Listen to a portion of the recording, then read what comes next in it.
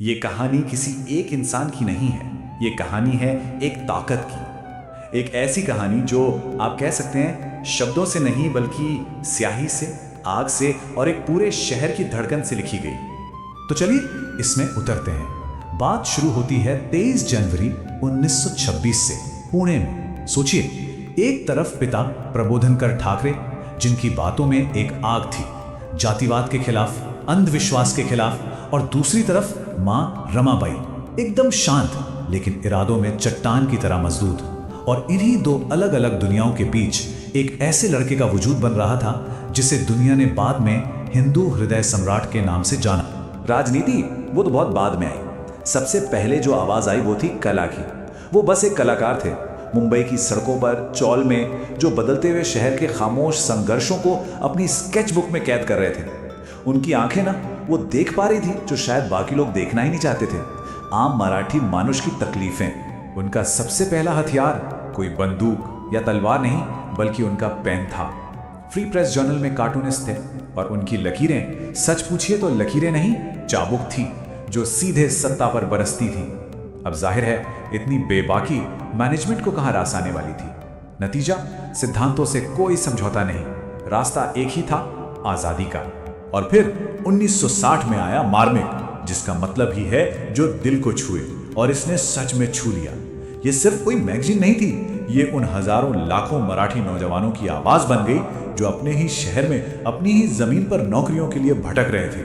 मतलब मार्मिक ने सीधा शहर की दुखती रग पर उंगली रख दी थी। और माहौल भी ऐसा था कि मुंबई की मिलों पर ताले लग रहे थे।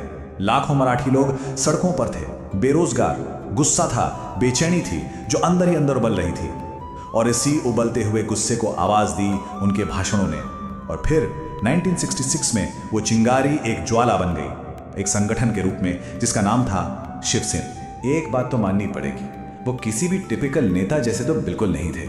वो पॉलिश की भी भाषा में नहीं बल्कि सड़क की भाषा में बात करते थे, एक योद्धा की तरह। और शायद यही वजह थी कि उनकी हर बात लाग लपेट के बिना सीधी उनके लोगों के दिला में उतर जाती थी।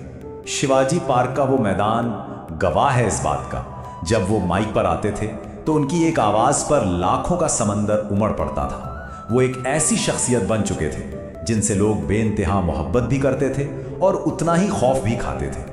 उनका असर जबरदस्त था। लेकिन इस सारी ताकत के पीछे, इस दहाड़ते हुए शेर के पीछे एक इंसान भी तो था जो अपनी निजी जिंदगी में एक बहुत गहरे दर्द से गुजर रहा था। साल था 1995। उनकी पत्नी मीनाताई, जिन्हें वो मां साहिब कहते थे, उनका निधन हो गया। वो सिर्फ उनकी पत्नी नहीं थी, वो उनकी हिम्मत थी, उनका सबसे बड़ा सहारा। और इस एक झटके ने उस आइकन के पीछे छिपे इंसान को अंदर तक तोड़ कर रख दिया।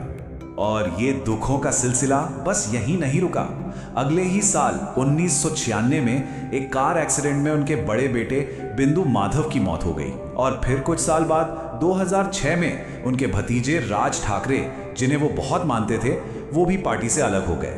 मतलब एक के बाद एक व्यक्तिगत झटके, परिवार का बिखराव, और वो ये सारा बोझ दुनिया की नजरों से दूर खामोशी से उठाते रहे। यहां तक कि अपने आखिरी सालों में जब शरीर साथ छोड़ रहा था, तब भी उनका रुतबा, उनका प्रभाव रत्ती भर भी कम नहीं हुआ। देश के बड़े बड़े दिग्गज, ताकतवर लोग आज भी मातुश्री में उनकी सलाह के लिए आते थे।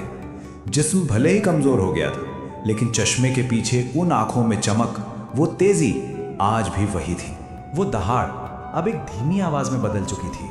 सोचिए, अपनी आखिरी दशहरा रैली में वो बोल तक नहीं पाए, आवाज नहीं निकली, लेकिन सिर्फ उनकी मौजूदगी ने वहां जमा लाखों लोगों की आंखों में आंसू ला दिए।